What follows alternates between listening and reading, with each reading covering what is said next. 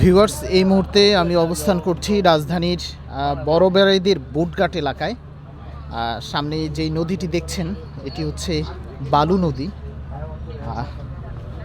সারি সারি নৌকা দেখা যাচ্ছে এই ঘাটে বাঁধা আছে। আজকে এসেছি এই এলাকাটিতে। এটি সুন্দর একটি এলাকা, যদিও নদীর পানি অনেকটাই কমে গেছে, কিন্তু বর্ষাকালে এই এখন যেই জায়গাটি দিয়ে হাঁটছি সেখানটাই কিন্তু পানি চলে আসে।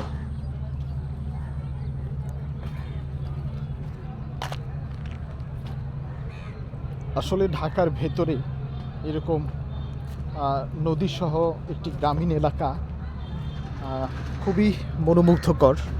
এই যে সামনে সারি সারি নৌকা রয়েছে, নৌকা দিয়ে আমি এখন ওই পারে যাব।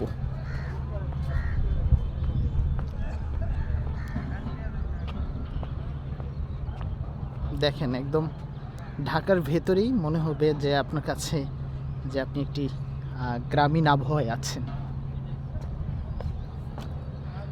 কাঠির ঝুলন্ত ব্রিজ পার হচ্ছি।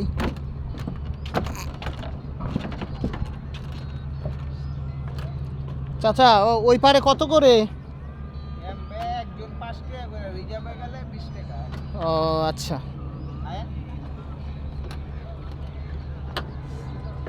$10 দিব, নিয়ে যাওয়া যায় না?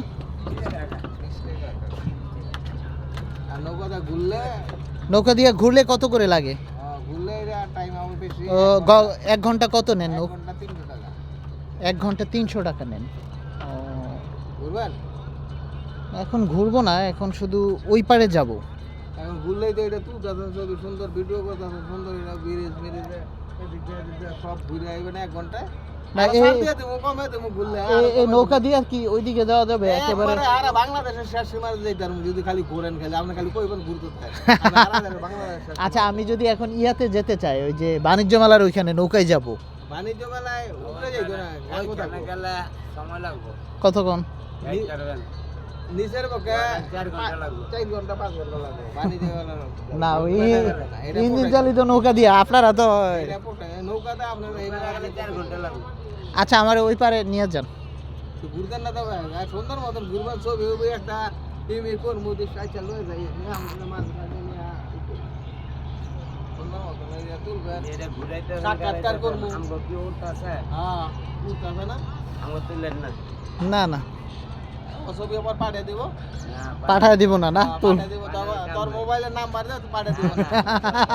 তোরটা দি পাঠাইবো আগে। আরে নাম্বার না, হ্যাঁ তোরটা দি পাঠাইবো।